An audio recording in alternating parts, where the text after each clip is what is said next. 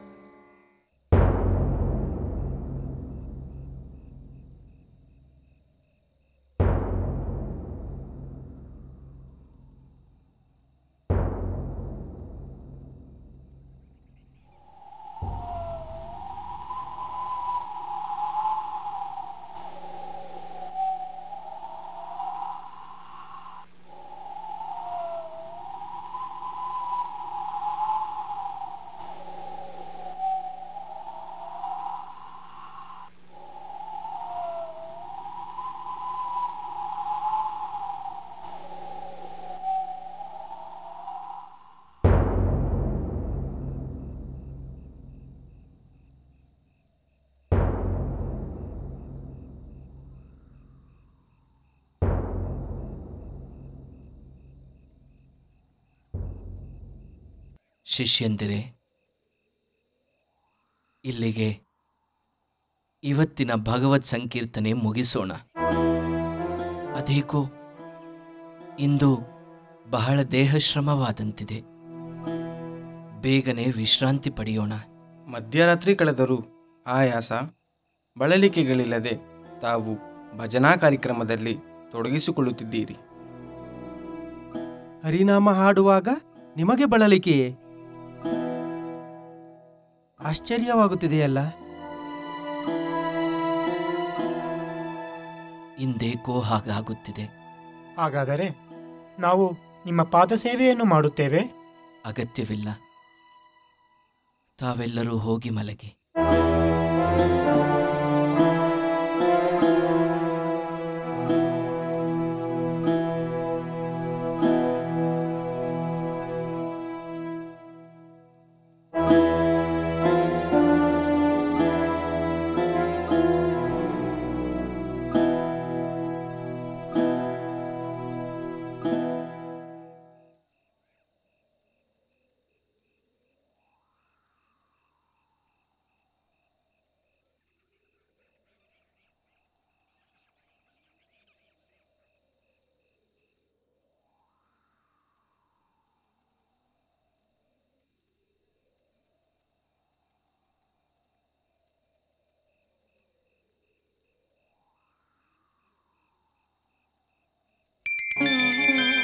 ವತ್ಸ,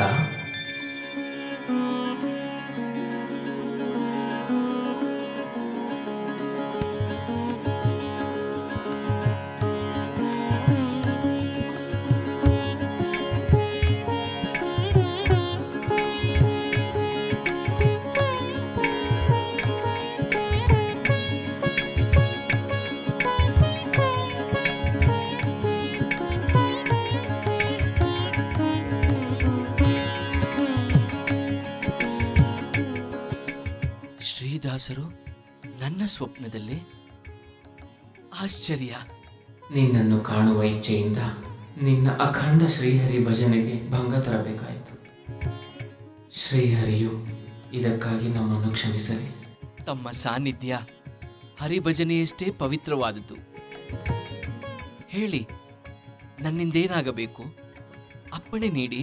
ವತ್ಸ, ನಾವು ಜೀವಿತರಾಗಿದ್ದಾಗ ಶ್ರೀಹರಿಯ ಇಚ್ಛೆಯಂತೆ 5 ಲಕ್ಷ ದೇವರ ನಾಮಗಳನ್ನು ಸಂಕಲ್ಪ ಮಾಡಿದ್ದೆವು.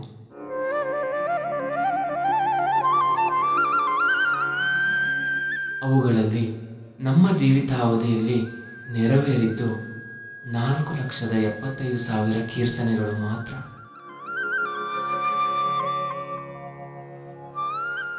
ಉಳಿದ 25,000 ದೇವರ ನಾಮಗಳನ್ನು ರಚಿಸುವ ಬಾಧ್ಯತೆ ನಮ್ಮ ಮೇಲಿದ್ದಿತು.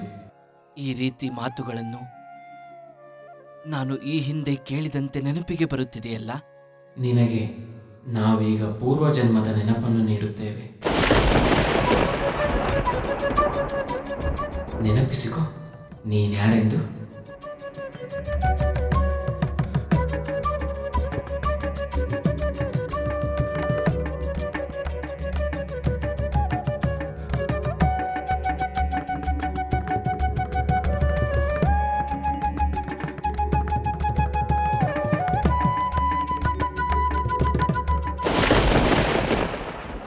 ಹಿಂದೆ ಹೇಳಿದಂತೆ ನಮ್ಮ ಮೇಲಿರುವ 25,000 ಕೀರ್ತನೆಗಳನ್ನು ರಚಿಸುವ ಬಾಧ್ಯತೆಯನ್ನು ನೀನು ವಹಿಸಿಕೊಳ್ಳಬೇಕು.